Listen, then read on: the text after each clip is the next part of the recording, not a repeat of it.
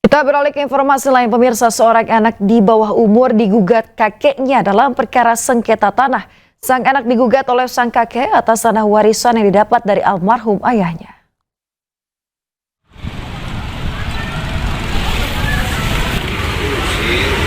ZI, siswa kelas 5 SD digugat oleh kakek dan neneknya sendiri dalam sengketa tanah yang merupakan peninggalan sang ayah yang sudah meninggal dunia. Diketahui, tanah yang menjadi objek sengketa telah lama ditempati oleh ZI bersama sang ibu, almarhum ayahnya Suparto, dan kakaknya. Setelah ayahnya meninggal dunia, sekitar 1 tahun lalu, sang kakek melayangkan gugatan terhadap tanah tersebut. Ya, sidang pertama sudah berlangsung, yaitu di tanggal 2 Juli 2025, akan tetapi pihak tergugat 3, dalam hal ini ZI, tidak hadir di persidangan sehingga sidang ditunda dengan agenda pramediasi, yaitu menunggu kelengkapan para pihak yang akan dilakukan di tanggal 16 Juli 2025. Inti persoalannya adalah mengenai perbuatan melawan hukum terkait dengan sebidang objek tanah yang disengketakan antara penggugat dengan para tergugat. Tindakan sang kakek dan neneknya tersebut disayangkan oleh sejumlah pihak. Ya, sangat disayangkan. Kenapa kakek sama nenek kok tega banget sama saya, sama adik saya, sampai perkara ini melambung tinggi sampai tergugat di pengadilan Indramayu. Meski disayangkan banyak pihak, namun hingga kini gugatan yang dilayangkan di Pengadilan Negeri Indramayu masih dalam proses persidangan. Dari Indramayu, Jawa Barat, Toi Iskandar, Anyus. Pemirsa, Muhammad Riza Khalid menjadi salah satu tersangka dalam dugaan tindak pidana korupsi, tata kelola minyak mentah dan produk kilang pada PT Pertamina Subholding dan kontraktor kontrak kerjasama 2018 hingga 2023. Kejaksaan Agung menetapkan Riza Khalid sebagai tersangka dengan kaitannya sebagai beneficial owner PT Tai Kimra dan PT Orbit Terminal Merak. Namun saat ini Kejagung belum mengetahui posisi Riza Khalid. Terlebih Riza telah dipanggil beberapa kali namun tidak datang. Diduga Riza Khalid berada di luar negeri. Penyidik telah memanggil dengan patut, namun hingga saat ini Riza Khalid tidak pernah menghadiri panggilan tersebut.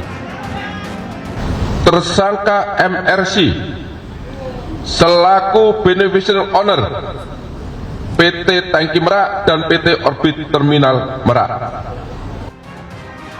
Selain Riza Khalid, Kejagung juga menetapkan 8 orang tersangka lain. Tim Liputan iNews melaporkan. Pemirsa, KPK memeriksa Gubernur Jawa Timur Khofifah Indar Parawansa.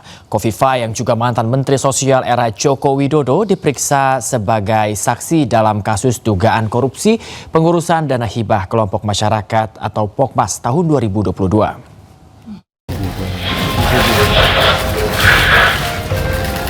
Malam, Bu. Khofifah Indar Parawansa diperiksa KPK lebih dari 8 jam di gedung Direskrim Sus Polda Jawa Timur. Usai diperiksa, Khofifah menegaskan dirinya dimintai keterangan sebagai saksi atas 4 tersangka kasus korupsi dana hibah kelompok masyarakat atau POKMAS APBD Jawa Timur. Gubernur Jawa Timur yang juga mantan Menteri Sosial era Presiden Jokowi itu menegaskan hibah yang disalurkan pihaknya, dalam hal ini eksekutif, sudah berjalan sesuai prosedur. Saya hadir dalam proses untuk menyampaikan keterangan sebagai saksi atas beberapa tersangka. Jadi insya Allah saya telah memberikan penjelasan secara lengkap dan mudah-mudahan bisa menjadi bagian dari tambahan informasi yang dibutuhkan oleh KPK.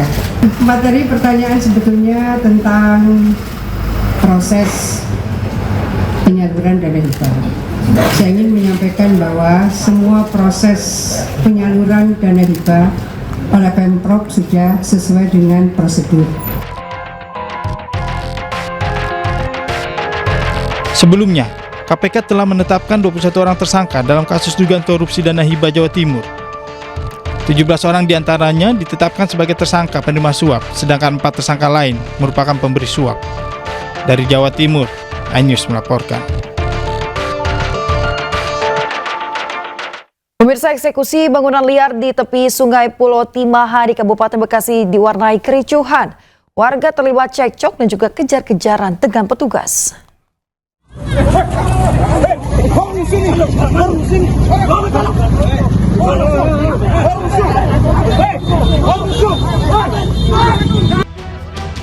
antara warga dan petugas terjadi saat alat berat hendak melakukan eksekusi di Jalan Raya Pulau Timaha, Babelan, Kabupaten Bekasi, Jawa Barat. Petugas yang tersulut emosi nyaris baku hantam dengan warga. Akhirnya petugas terlibat kejar-kejaran dengan warga hingga mengamankan beberapa orang yang dianggap sebagai provokator. Namun ketegangan mereda setelah petugas melepaskan warga tersebut.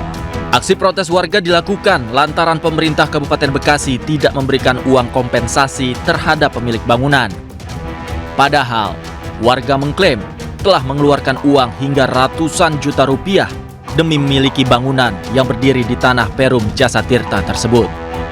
Meski sempat diwarnai kericuhan, eksekusi bangunan liar di sepanjang tepian sungai dan Jalan Pulau Timaha tetap dilanjutkan. Tercatat sebanyak 420 bangunan liar menjadi sasaran petugas untuk dieksekusi dengan mengerahkan 12 unit alat berat. Bangunan yang kita gusur itu jumlahnya kurang lebih 420 ya. 420 yang ditertibkan 420. Itu rata-rata apa Pak bangunannya Pak? Ya rata-rata bangunan ya permanen, semi permanen ya, yang kita lakukan penertiban dan memang mereka berada di bantaran sungai ataupun di atas saluran liar. Pemerintah Kabupaten Bekasi rencananya akan melakukan normalisasi Sungai Pulau Timaha untuk mencegah banjir. Pemerintah juga akan mengembalikan fungsi lahan sebagai ruang terbuka hijau. Dari Kabupaten Bekasi, Jawa Barat, Didit Junaidi, iNews melaporkan.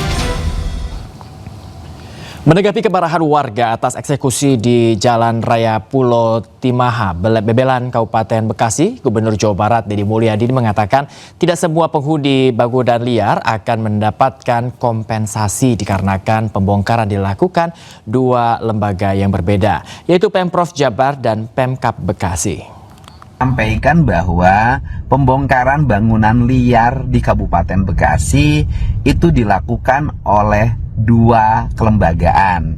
Yang pertama oleh pemerintah Provinsi Jawa Barat, dan setiap bangunan yang dibongkar pemiliknya itu memang mendapat kompensasi dalam bentuk bantuan uang untuk membuka usaha baru di tempat lain atau mencari kontrakan baru. Sedangkan yang dibongkar oleh Pak Bupati atau Raja Bongkar itu memang sama sekali tidak mendapat bantuan karena tidak teralokasikan dan mungkin tidak punya mitra kerja. Yang mengeluh itu adalah warga yang dibongkar oleh Pemda Kabupaten Bekasi sehingga tidak mendapat bantuan.